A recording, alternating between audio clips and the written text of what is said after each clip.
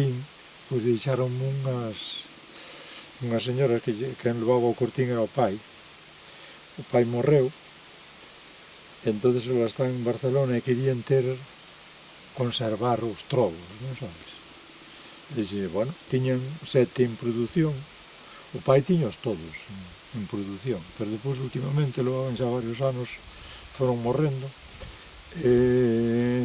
as abellas, e tiñan 7, dixo, eu conservo vos os 7 trobos, e dou vos o mel que queirais por atender o cortín e tal.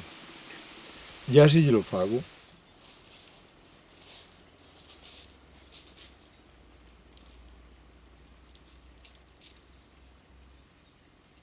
Bueno, nos encontramos ante un apiario antigo, que se chama unha albariza, ou pode chamar un apiario. Estes apiarios pois solían estar nas montañas, onde tiñan os seus enemigos, como por exemplo o oso, que lle gustaba moito a mel. Entonces, fixéronlle os homes, ou mulleres, non sabemos quen foron, pois fixeron este muro de pedra todo alrededor, que era para proteger que o oso non entrara á albariza a comer o mel, e máis así destrozaba todas as abellas, mataba todo. Como vedes, aquí está representado así nun medio metro de alto, e despois ten unhas columnas altas, que sería a altura da albariza, porque aquí está representado para que o vexa a xente o que hai dentro. Entón, se fora para proteger o oso de verdade, teria que ter 2,5 metros de alto, para que o oso non pudera entrar para dentro. Nela habería unha porta, que é por onde entraría o apicultor, para manipular o que hai dentro, que dentro podía haber, aquí neste caso hai cortizos e trobos, e pode haber covos, que son os 3 casas das colmenas que tiñan os nosos antepasados, que usaban os nosos antigos apicultores, porque en cada zona, en cada lugar, pois usaban a naturaleza para facer as casas das abellas. Pois buscaban un carballo hueco ou un castaño, cortábano, limpábano, e dentro facían, tapábano por arriba, poñían encima dunha pedriña, sería unha casa das abellas. Tamén usaban facendo un queixón con tablas, que se chama o trobo.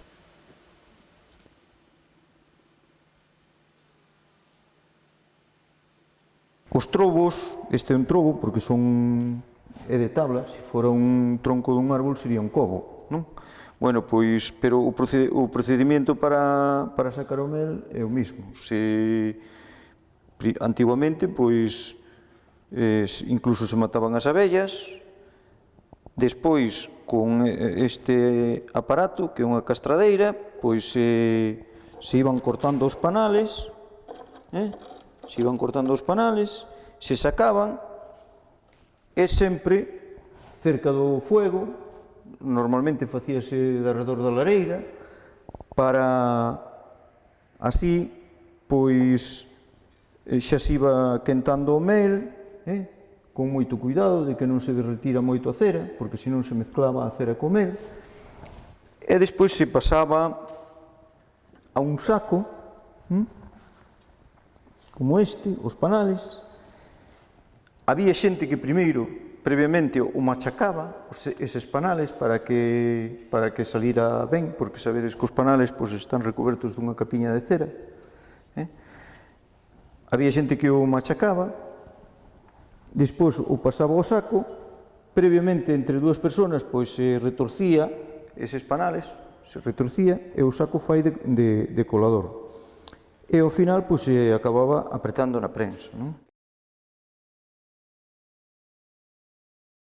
Isto chamaselle varias cousas. Nosotros chamámoslle a dala de facer o mel, cando éramos, pero unha prensa tamén se lle pode chamar, pero nós, na miña casa, sempre foi a dala de facer o mel.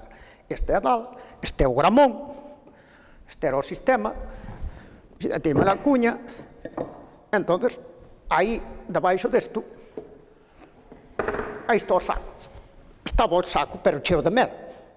Entón, se volvía a meter aí, un collía por un lado, e o outro collía polo outro. Ese que o metían aí, o que estaba aquí, gramaba para baixo, entón o mel, e de cada pouco había que levantar e sacudilo para que volver, e volvías a gramar así, e non tiña outro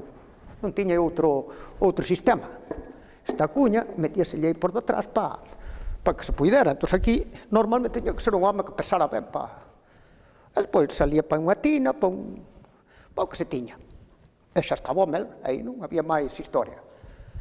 Traían unhas caldeiras, normalmente caldeiras desas de unha armela, pero con bastante capacidade, de 100 litros ou 70 litros, ou algunhas veces máis pequenas. Entonces o normal era leválo ao lombo, leválo para casa. Entonces esmelgaban, o sistema de esmelgar estes trobos é abrir un trobo destes. Aquí poñen as ceras todas de arriba a baixo. E logo a parte de abaixo poñen a cría, e arriba, desde aquí para arriba, máis ou menos, fan o mel. Entonces o que era destapalos. Isto é o trobo e este é o caldullo, a tapadeira, que como ves é de cortiza, de corcho. Ou facíano tamén de cáscaras de castaño, por aí. Entonces destapaban, isto ten que estar moi ben tapado, destapaban isto e cun cuchillo tipo hoz iban cortando as ceras e depositándoas na caldeira ou un cubo, así.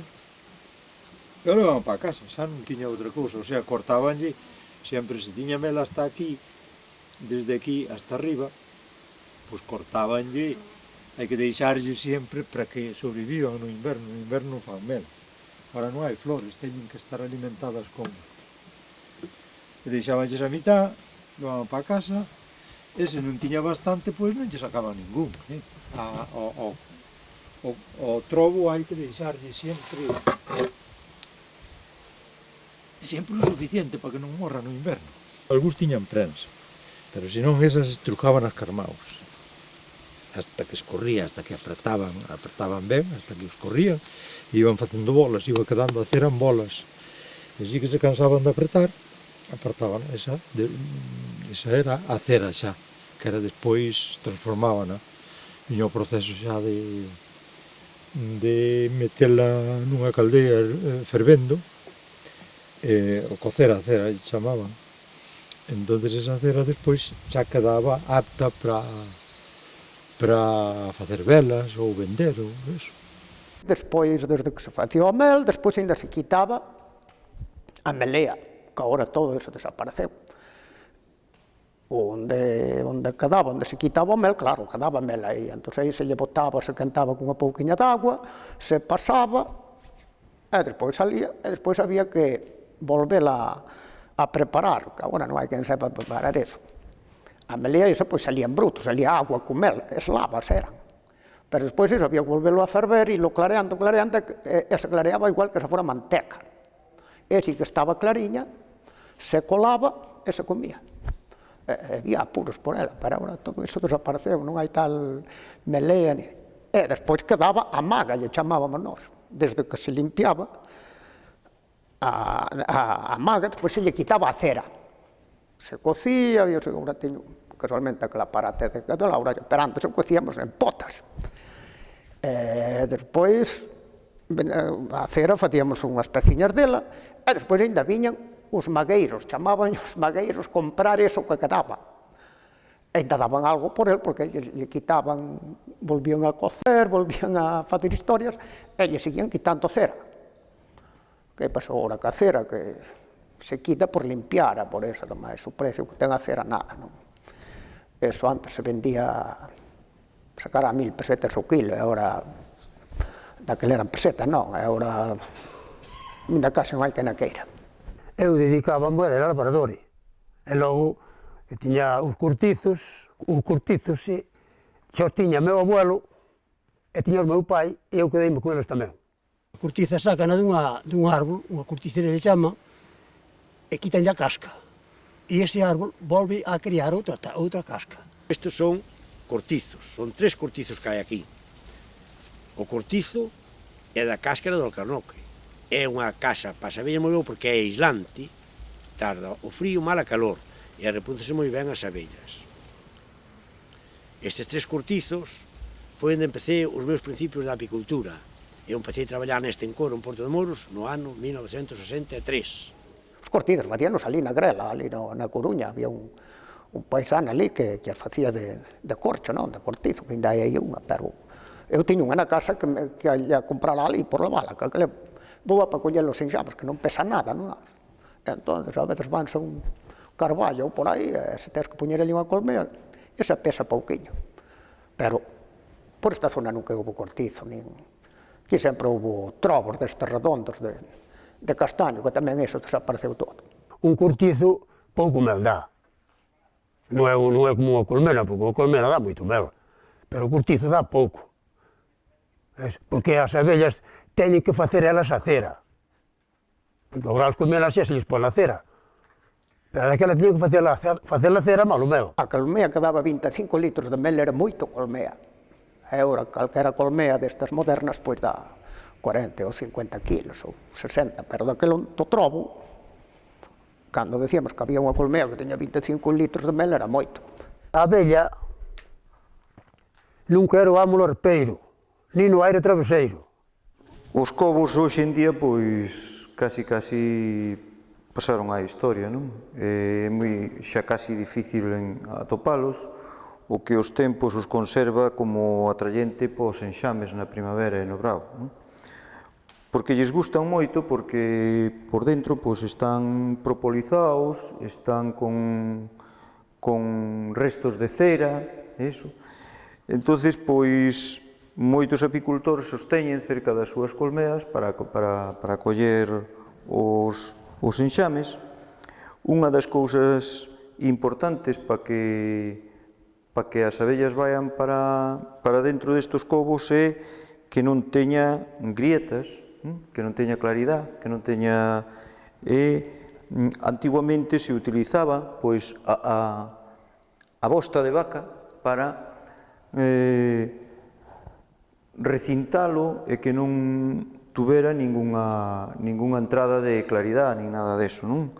A bosta de vaca, pois, ainda que parezca así, é parecido unha vez que se seca o porispán que temos hoxe en día. E despois tamén se metía pois, dentro pois, tipos de ervas aromáticas, non? Como é a reina loísa, loureiro, menta, que son grandes atrayentes para as abellas. E despois salían os enxames, porque polo rural en maio a junio cando salían os enxames. Entón, íbamos con outro cortizo, o enxame colgábase ao mellor en calquer árbol, e íbamos co cortizo, e levábamos, como non tiñamos defensa de careta, pois un cesto pequeno, e con un galleto espetado nel, pois estaba alto, dalo pillado, e amarrelo para o cesto, e despois tiralo diante do cortizo. E o cortizo, por baixo, poñíaselles unha sábana blanca. Entón, que eles tirábanse na sábana contra o cortizo, e despois iban para dentro. Había moita colmea naquele tempo, había trobos, por case todo o mundo tiña, pois, 9, 10 ou 5 para servicio del. A miña casa considero que é un sitio moi bon para ter colmenas, ademais moi boa calidade de mel. Entón, tuveronse así toda a vida, hasta hai anos que se empezaron a poñer as modernas, mas antes non había outra cousa. Entón, había anos que había moitísimas. Un tío meu que fixo esa peza, botou un verano casi sempre fora da casa facendo colmenas, porque deran en salir enxames, e saliran 200 e pico nun ano. E quen tiña 200 colmeas na casa? Entón, había que facelas, e ao final facíanse de 4 tablas para acabar máis pronto, porque antes facíanse redondas desas como esas que hai aí, había que escavalas por dentro, había que facer todo. Pero despois terminouse todo 4 tablas e unha colmena. Pero o que máis me gustaba a mí daquela era meter 2 ou 3 enxames nunha colmea, porque había colmenas así grandísimas. Entón metías 3 enxames, ou 4, pero cada un traballaba o seu. Nunca se mezclan as abellas para traballar. Se metes diferente un enxame que saleu aquí e outro que saleu ali, mételos en 2 colmeas ou 3 enxames, é a colmea moi grande, como se facían daquela, non que as da agora, que son todas iguales, pero cada enxame traballaba o seu sentido. Aí non se mezclaban. Donde agora, nas colmeas da agora, pois xa non podes meter 2 enxames, porque entonces unha reina mata a outra e armas un lío. Bueno, esta é unha unha colmena das primeiras mobilistas,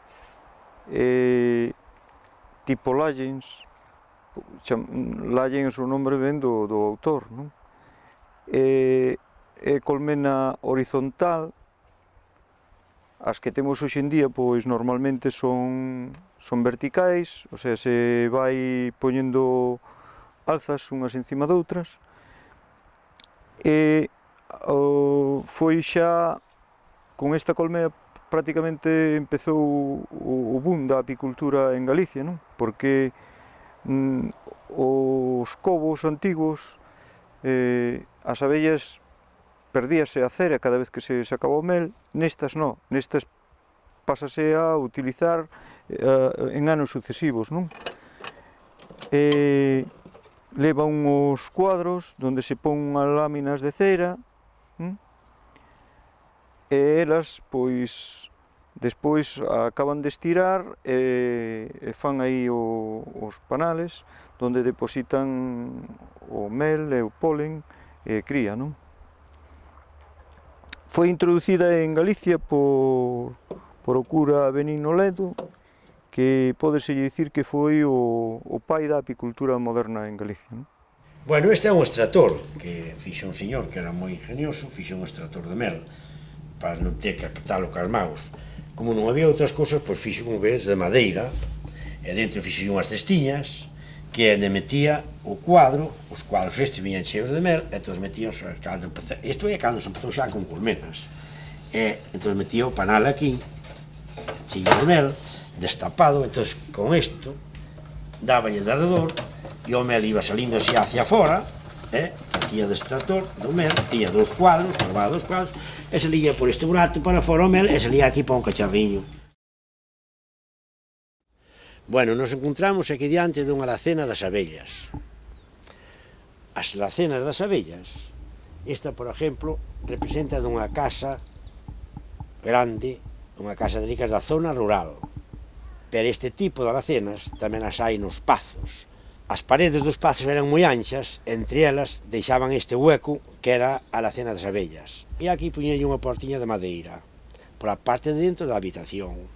Esta é a alacena das abellas pola parte de fora da calle. E como veredes, esta é a entrada das abellas. Aquí habría dúas alacenas dentro, esta é a entrada das abellas, e teñen esta pedriña para fora porque por onde veñen elas se lles fai a pista de aterrizaje para parar a entrada. Isto que ten por arriba é para que non lle chova na entrada das alacena das abellas. Cando veades por aí, polas calles, vedes na zona rural isto, entón sempre habrá unha alacena das abellas. Pero cando sea tamén cerca de zona onde hai moita cantería, por exemplo, hacia o lado do mar e por aí, veredes nas casas que hai, sale unha pedriña así de redondo como se fora unha pila de auga bendita nas paredes. Aí dentro sempre hai unha alacena das abellas. Iso hai no por todo Galicia. Hai outros pazos que os teñen a alacena no salón. Eu xa vin algún pazo que incluso no cuarto de baño estaba a alacena das abellas. Isto era moi extendido en Galicia. Moito, e hoxe día ainda hai algunha que se recuperou. O importante era poder recuperar todo isto.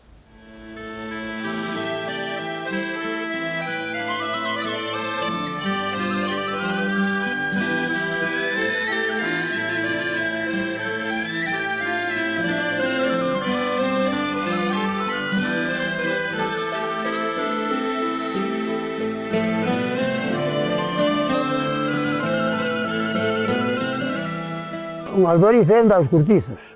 É un terreno que non estaban os cortizos, entón aquilo chamaban un albariza. Chamábamos albariza ou colmenar.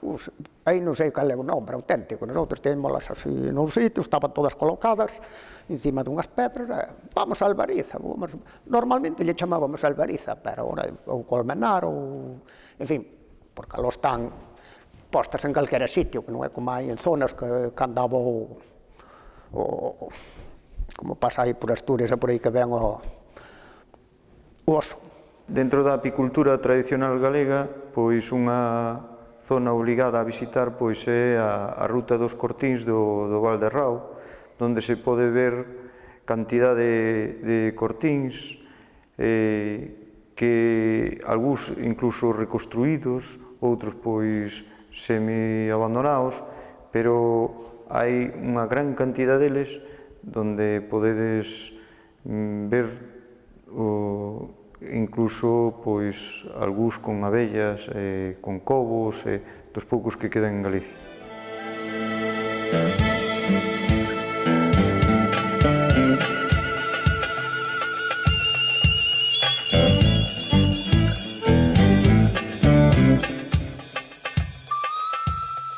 No tempo dos censos que facían Marqués de Ensenada, entonces facían uns censos, aparecen os censos donde citan os trobos que tiña cada un, non? Citaba as casas que tiñan trobos, porque citaba os castaños, todo aquilo que producía había que recollelo no censo, porque tiñan que pagar por eso. Cando se fixeron esos censos, eso levaba funcionando moito, a mellor levaba desde o siglo XIII ou antes, non se sabe. Porque de hecho estos pueblos de aquí son antiquísimos, antiquísimos. As portas eran baixiñas para a defensa do oso, sabes? Todas as portas dos cortines, todas baixiñas, algunhas ainda moito máis baixas, hai que entrar de gatas. Porque o oso, a fuerza do oso é cas patas. Entonces, se é unha porta alta, desfana, cas patas, a boca, a cabeza e tal. En cambio, sendo baixiñas non se poden poñer, non teñen fuerza. Non se poden poñer de pé para destrozar. É o fin das portas, porque vamos ver os outros cortins, que son así. Todas as portas baixas. Os de verdad, os que estaban ben, teñen o voladizo de pedras, porque aunque calquera animal quixese subir, pois ao chegar arriba tiña que subir patas arriba así, non pasaba. Nin xente, nin animales, e sobre todo o oso, que antigamente había oso por aquí. O oso gustanlle moito o mel e tiran cas gourmet, pero onde somos nós non había bicho ningún. Nunca nos tiraron ningún. Eu tiran co jabalí, que a veces que tiraba algo para lá, nunca tirou nada o jabalí, non. Ni sabían que proteger de nada, máis que das vacas, para que nos tiraran, pero claro, se tiraron unha colmea patas arriba, viña e voravante de mala uva que se poñían. Todo isto estaba sempre nunha montaña inclinada, moi inclinada, porque os 2 metros e medios que ten de ardor a oseira, que se chama, que é o que protege o oso que non entra a variza, pois tiña que ter 2 metros e medio, entón estaban moi inclinados para que as abellas teñen unha pista de aterrizaje para entrar ao colmenar, a súa colmena. Se, por exemplo, aquí hai 20 cortizos, pois elas marcan a súa referencia a cada cortizo e ven directamente cada un ao seu cortizo. Entón, neste plano inclinado, pois pasaban, sobraban o muro que estaba pola parte de baixo para entrar as abellas. Por eso sempre se encontrarán estos nos montes así, planos inclinados.